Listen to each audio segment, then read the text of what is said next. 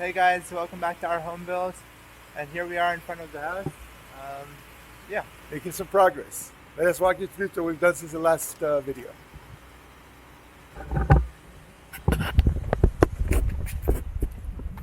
so you walk over here. We're getting to the back of the house. So Right over here is the kitchen, where you see the ladders. Let's start in the kitchen. Let's start over here in the kitchen. Be careful with the step. So we're building the shear walls right now. Shear walls are structural walls to prevent the house from shaking too much in the case of an earthquake. This particular walls are going to have plywood on both sides, and there's many of these because the house is technically on a fault line, which is about 800 feet that way, maybe 600. We had to take extra precautions. And this shear walls that you'll see throughout are part of that. This is the kitchen. It's going to be the future kitchen. And these beams are temporary, just because we need to hold them up. While we build.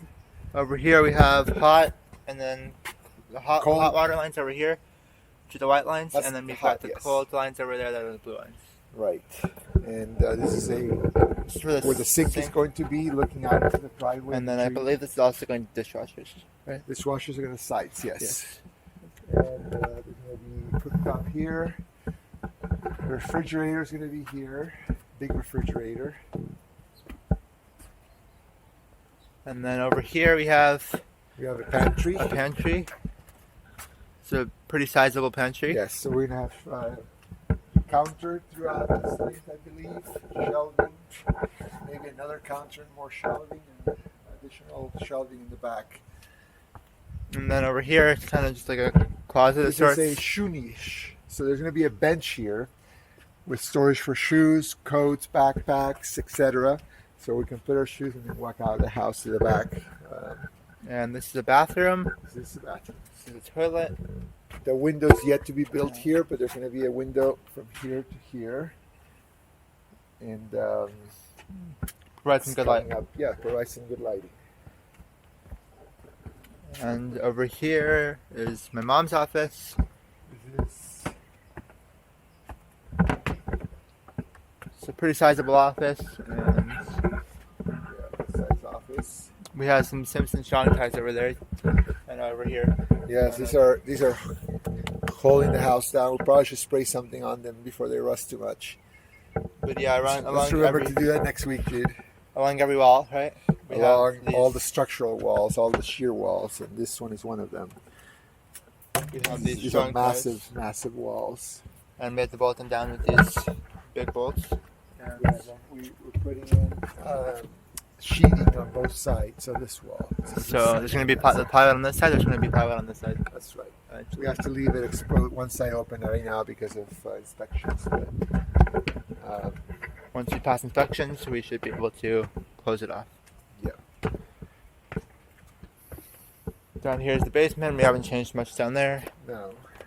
And here's the family room, or actually this is the end. That's like the end of the kitchen. Here.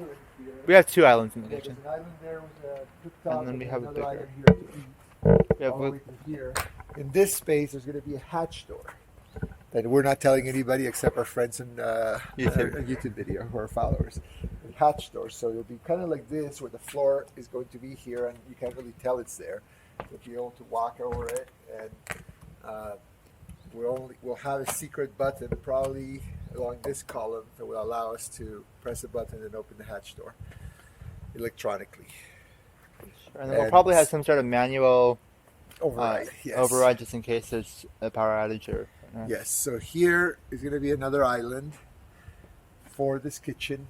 This area here leads into the dining room here, and there's going to be arches in these three, and probably that door as well. And across the bar, so it'll be arch, and then more arch.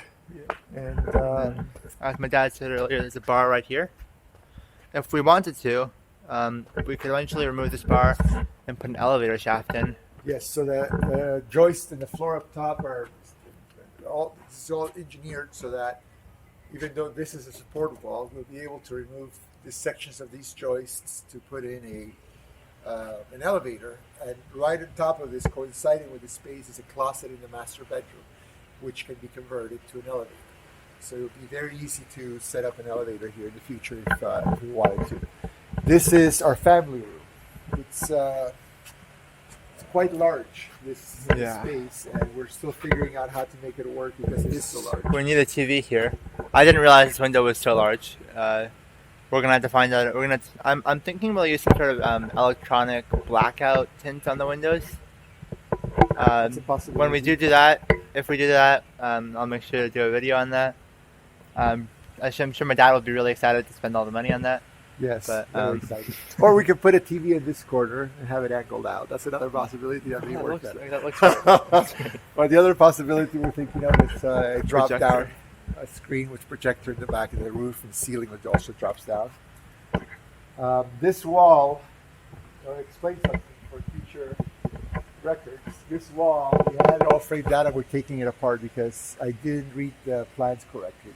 This is supposed to be what's called a balloon wall. We've been taking apart a few walls now at this point. We took about all the walls in that guest room now. That guest room is actually starting to look really large because we have the roof on that. We'll be there in a second. But we'll be there in a second. This is a balloon wall, means that it goes from the bottom all the way to the top. So this is a 20-foot wall all the way up. We have a window here, a large window and two doors. There's going to be another very large window, even larger than this one, up top, right above it, and a pair of large windows on the side above the doors as well. That's because this whole area is open space all the way to the ceiling. There's a curved beam here in the second story. How long is that beam? Like 20 feet? 22 feet glue lamp, curved glue lamp beam. It has almost a 13-foot radius.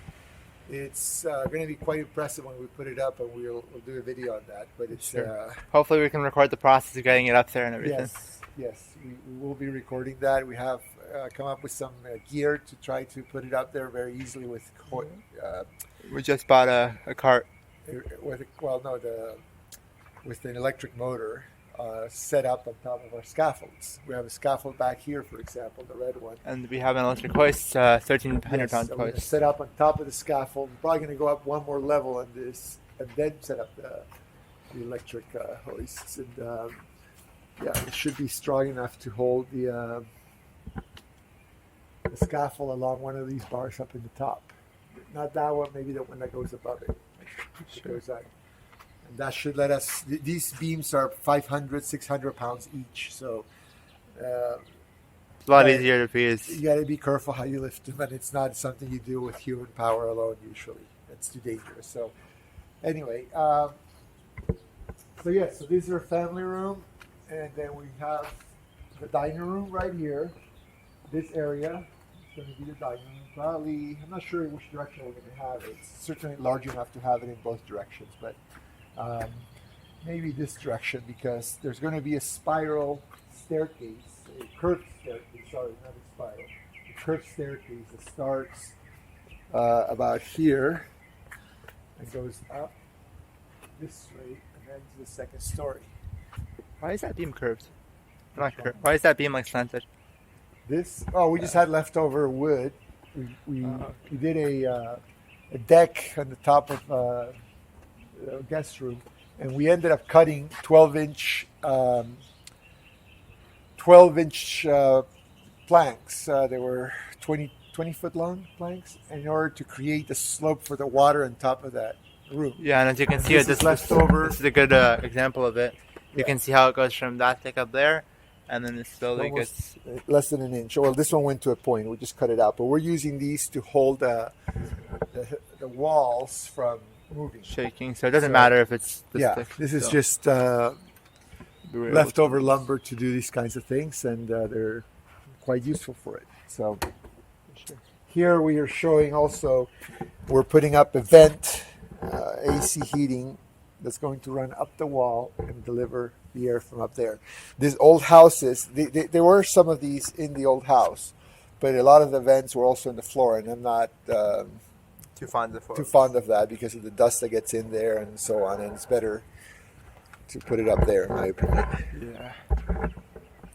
Anyhow, so there's a curved staircase here. That's kind of by our foyer. And this is the entrance, the foyer.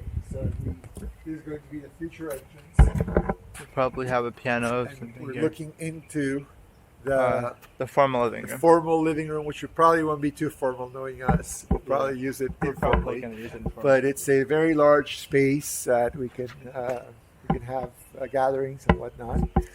These are some beautiful windows that look into the valley below. There's two Sure. sets of them here. If you guys recall, we had one of these. I think these are slightly larger, but in the previous. They're about the builds, same size. We had about the same size, not exactly, but maybe tiny bit we smaller. had similar windows. Yes, we so- unfortunately were not able to reuse those windows because there was asbestos found in them. But There's also an energy consideration. We had to use windows that were more energy efficient. So, but we duplicated the same window that used to be there. We built it here, so now we have two of them. we really like the look of it. So Yeah, it's good. And, here's the rest of the family room. Notice that there's no chimney. Some people have made a comment on that before, and it's because we're in California. we don't want it too many. It doesn't get used. It's decorative, so it doesn't make a lot of sense. I'm not a big fan of adding chimneys or fireplaces when They're not we're needed. never going to use it. Right here, we have another shear wall. You can see this whole area is a shear wall. And then there's going to be a plywood on this side eventually. We need to No, leave this the- one is actually a one-sided shear wall. Got it. This one doesn't have plywood on this side. However, the one next to you, which you This probably one. were confused with, that one will be a double-sided shear wall. Yeah, so this one there's going to be plywood on this side eventually. Yes, and all the way across to that side. We need to leave it open for inspections, but once those pass, we'll be off to the races. And here in this corner is something interesting. This is a 6x6 post that goes to that hole down. We have a similar, you put the camera on this side, 6x6 post on this side, which also has a hole down. And in between of them, there's another 6x6 post. So what we ended up having to do is buy threaded rod. It's about a 7/8 or an inch, 7/8, and cut 2-foot sections of these and just drill them through. That Which must is have been fun. it's not an easy task to align across 3 of these 6x6 posts and make the holes just large enough to fit these. It's very, very difficult to align and get it done while these things are in place. We're not working out of a bench here where we have all of them laid out and we can drill. They were already in place and then we had to drill it. We did have a setup that allowed us to do a little bit. It helped a little bit, but we still were off a little bit and we had to take extra steps to make them align and to fit them. And it came out well, but it's still quite a bit of work to do just that. For sure. This is going to be a game room, which has one of the bathrooms that guests can use. We decided to put it here because it's less visible in terms of not having it visible to the dining room and other areas. You won't even know it's here. Yeah, it's right in there. There's a closet here on this side. You'll notice a vent in the floor of the closet. Well, that actually is to vent to the other side here. We'll run this up and vent it into the room next door, the family room. And over in here we have a niche, I guess. This is where we're going to be putting all the security camera equipment, Wi-Fi equipment, all that fun stuff, network switches. We're thinking we're going to put this here. It's not certain, but this looks like the best location for it. And yeah. As we walk over here, I guess we can show you guys the game room. Well, Oh, not to another thing we need to discuss here, son, is drop-down screen for the game room. So we're not Right. certain. How are we going to So- set this game room up? I'm thinking we can have a soffit up there where we can have a drop screen come out here. Since very few people will go into this closet regularly, Yeah. we can have a drop-down screen. We could here. even do some sort of a hidden bookshelf or something in Yes. the closet if we needed to. And then we can have couches here and a projector up there that drops down and boom, you have a giant screen if you wanted to. And if we want to do, we could do a projector. Yeah, we could do a projector. We could also do a drop-down TV maybe, but that might be harder. We'll see. We'll Yeah, I see. mean the only other wall we have with not a lot of broken spaces, entrances and so forth is this one. But the problem is we can't put couches here. You can't easily. put couches here. So I think it makes more sense to have a drop-down screen on a soffit up there. These are 10-foot ceilings, so you won't really notice that. You come down and We'll do some sort of movies here. yeah, you can do a movie theater. You can maybe just miss the door for this, or I mean, you don't use this bathroom when you can put it away. I mean, Yeah, you can throw lift it the out there screen on up. So those are things that we need to. I mean, there's a lot of bathrooms in this house too. We don't Yes, really there's need to use seven- it. There's a bathroom right across. 7 bathrooms. I mean, if you want to watch a movie, go to the bathroom while you're watching a movie. There's a bathroom right here. So There is a bathroom. This is going to be a guest room that you enter from this game room. It's almost 10-foot ceiling. it's the only roof in this house. It's the only roof we have so far in this house. Yes, if you look up, And it makes a big difference because you can, as you you can actually see the size of the room. the room looks gigantic. It is a big, it's quite a large room. Yes, I agree. And we're still fixing. I mean, some things there's here. my dad for scale. I'm 6'3" or so, and yeah, I can't even come close to touching this roof. What you see up there is the floor joist for the deck that's going to be above us. We wanted to take advantage of the view from out here of the valley. We may have to cut down one of those trees or trim them anyway so that we get a better view, but up there you get a fantastic view. The other reason we wanted this deck here is because there's a magnificent avocado tree that's very, very tall, as you can see from above, and we're having a hard time getting the avocados from there. But with the deck up top, it'll make it much, much easier. And it'll probably have to be trimmed too to some extent, but yeah.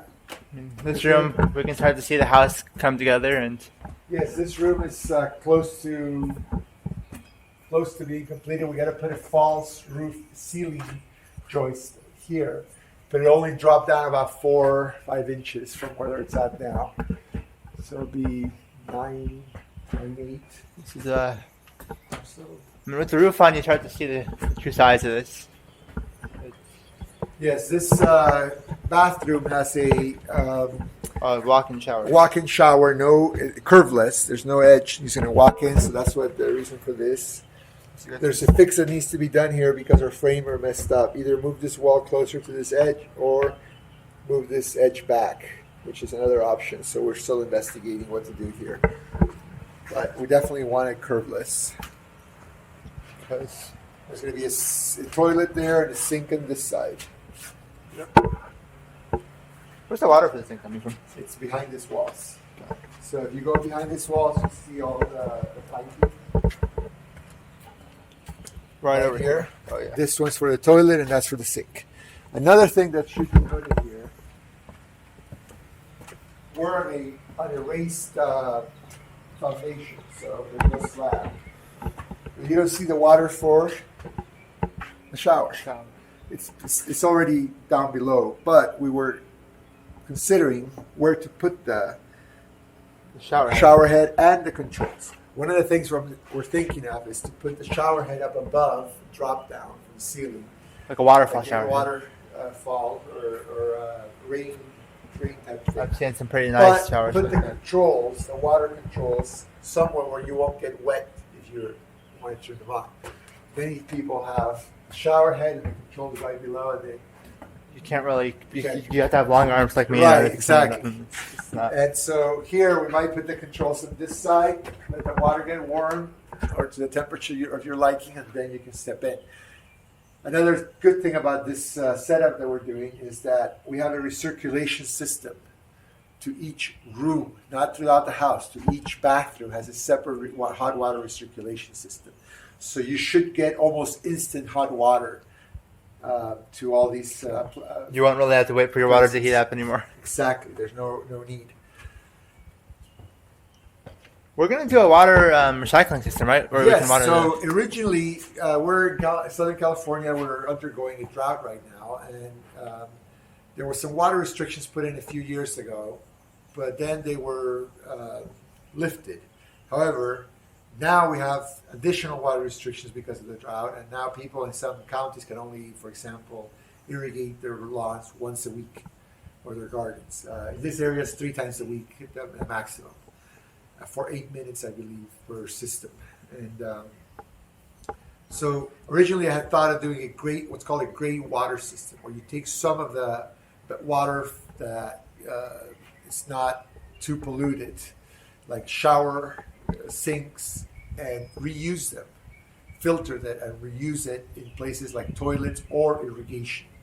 So I did not put that into the first floor, but most of our showers and most of the times that we're going to be using it are really going to be up in the We're not going to need that much water. Even our laundry room, which we can recycle that water, is in the second story.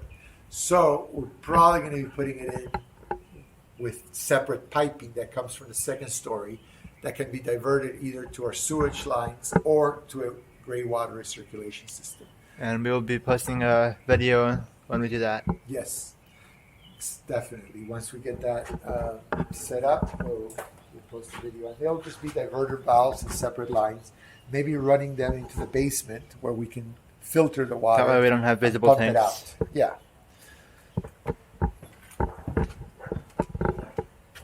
So that brings an end to our current state of construction. We are actually let's go out this way. Let's show people what the next step will be.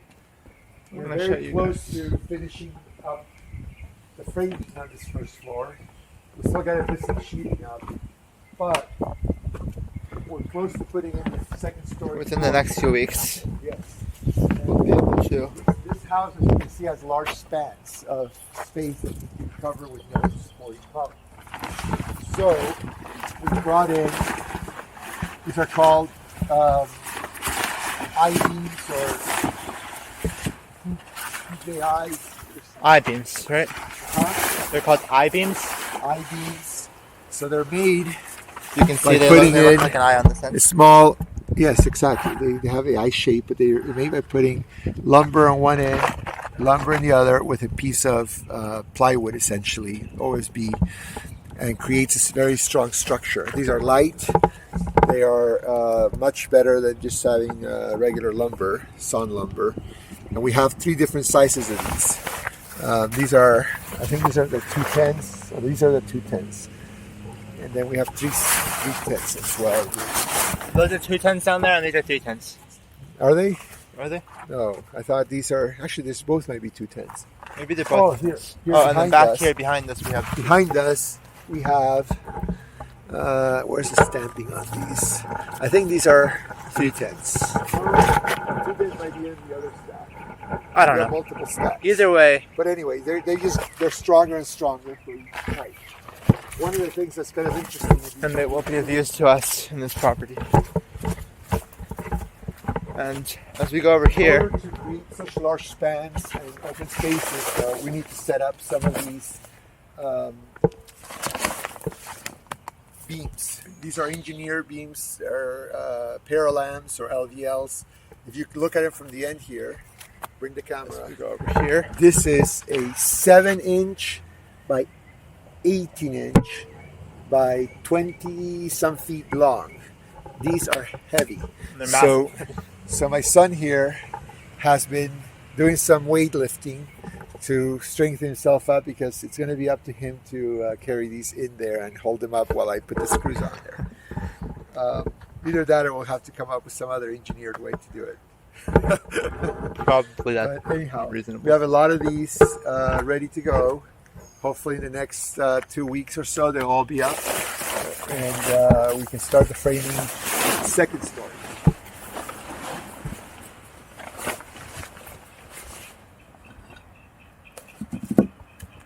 It's gonna be one fun house to build. All right. And All right. Well, that brings an end to this video. Thank you guys for watching. We'll see you in the next one.